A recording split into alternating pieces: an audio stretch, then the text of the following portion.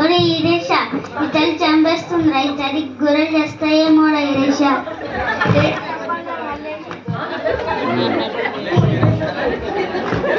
ఏం చెప్పండిరా మల్లేష ఈ చలికి మనం చలిమంట వేసుకొని పెద్ద బాధలాగుంది కానీ ఇంకా గొర్రెలు కూడా కాయాలరే